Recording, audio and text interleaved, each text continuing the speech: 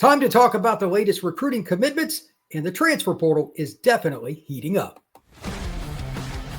Locked On presents The Portal, the daily podcast covering college football recruiting and everything NIL. Part of the Locked On Podcast Network. Your team every day. The Portal Podcast, where you get your daily recruiting, NIL, and transfer portal scoop. I'm your host, Brian Smith, longtime college football recruiting analyst. Thank you for making the Portal Podcast a part of your day each and every day right here.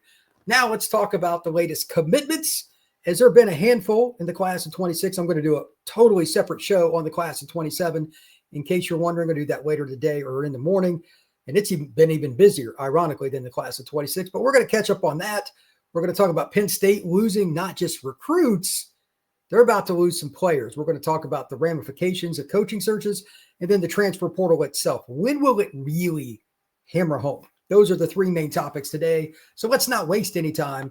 Here are a handful of the most recent commitments. Jacob Curry out of Nice High School on the edge of Jacksonville, Florida. He's a safety that's moved to playing linebacker. He's a very, very intelligent player. He's always in the right place at the right time. Good athlete. Late bloomer.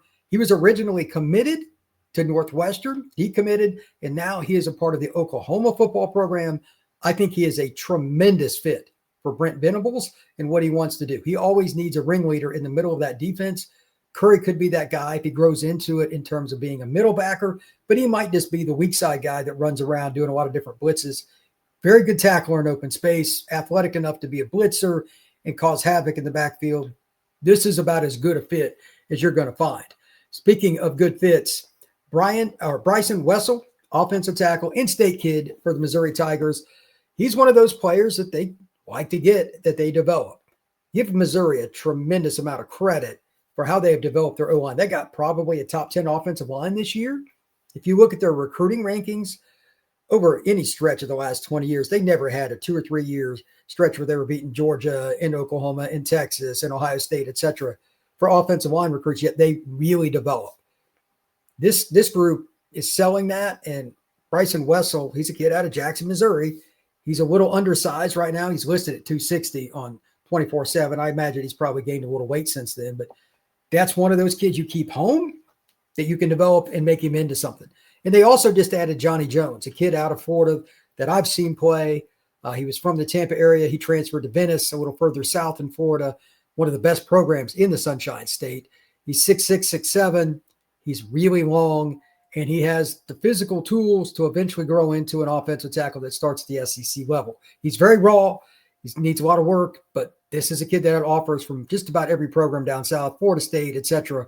We're all after him. Missouri picks up a really good prospect in Johnny Jones. Next, Lamont Hamilton out of St. Catharines in Racine, Wisconsin. He's going north.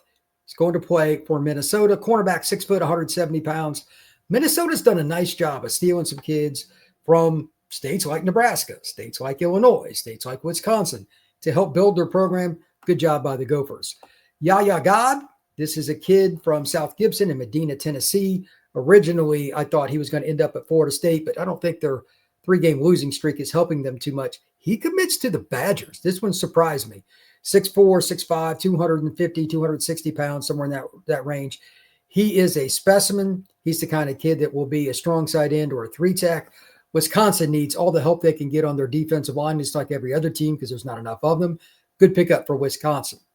Case Evans out of Lexington, Texas. Quarterback. Iowa State, the way they developed Rocco Becht, and I'd seen Rocco play because I lived at Tampa while he was there. I wonder if that really played into it because Iowa State's done such a good job with Rocco. They get their quarterback out of Texas this time instead of Florida. 6'2", 200 pounds, kid that plays at a program that it means something. Lexington's one of those programs. Maybe doesn't get the attention it deserves, but that's an important town for football. Good for them. And Iowa State gets their signal caller of the future. Landon Anderson out of Santa Fe High School in Edmond, Oklahoma. Arizona State dips into Oklahoma. That is a really weird deal. 6'3", 275, going to play for the Sun Devils. You can never have enough defensive linemen, and that's an area that Arizona State hasn't exactly killed it with at the high school level. They've had to rely more on the portal than they probably would like. Nice pickup for Arizona State. Now, We're going to see more commitments over the next couple of weeks. But at the core of this, it's more about the visits right now. I always say follow the visits. Whether it's an underclassman or a senior, you're going to see a lot of kids taking visits because there are a lot of big games. I mean, just look at the Ole Miss at Georgia game. You think Georgia's going to have a sideline full of recruits? Of course. Any big game like that. Iowa has a game coming up. I believe that they play Penn State this week or next. Like, Iowa's going to have that sideline full of recruits. These games, right after, you could see commitments. Keep that in mind. It doesn't always have to be seniors either, but we're going to talk more about like the juniors and the sophomores probably tomorrow. But there's been just as many, if not more, commitments in the class of 27 recently than they're having 26. That's how recruiting has changed. To that point, when we come back, speaking of change, Penn State went from being a team that might win the national title and some had ranked number 1 in the nation to a team not ranked in the top 25 with 3 losses and firing their head coach. It's not only going to have ramifications with their recruiting, which they've lost pretty much every kid in their 27 commitment group and some of their kids in 26. Let's talk about what this means for their roster. This show is all about roster management, NIL, transfer portal, and recruiting, all in one bundle. We're going to talk about that next here on the Portal Podcast. Today's show is brought to you by our friends over at Mazda. For those who believe it's not just about playing the game, it's about redefining it, there are moments that do more than put points on the board. They move crowds, move culture, and keep moving the game forward. For me, this past weekend, I'm just going to give a shout out in general to Indiana. Going to Autzen Stadium and defeating the Oregon football program in that stadium, especially late in the game when you had a pick 6 go against you to come right back. Fernando Mendoza, I guess, maybe he should be the guy to talk about. Maybe it's Surratt, the receiver. But they just found a way to make the key plays when they needed to. They looked professional in everything they did. They were very consistent. And overall, there's no way around it. Indiana football made the most of their opportunities, and they moved a lot of different people. When you follow what moves you, the unexpected is only the beginning. And just like that, there's more to every highlight. There's more to a Mazda vehicle. Mazda, move and be moved. We are also brought to you by our friends over at FanDuel. The NFL season is here, and FanDuel has an offer that you don't want to miss. Right now, new customers can bet just $5. And if you win that bet, you get $300 in bonus bets. That's right. Pick a bet, put down $5. And if it hits, you'll unlock $300 in bonus bets to use across the FanDuel app. Over-unders, player props, parlays. Maybe it's a long-term projection on who you think is going to win the Super Bowl. A lot of different options with the NFL on FanDuel. So what are you waiting for? Visit FanDuel.com to download the FanDuel app today and to get started. Thank you once again for making the Portal Podcast a part of your day each and every day here on the Locked On Podcast Network.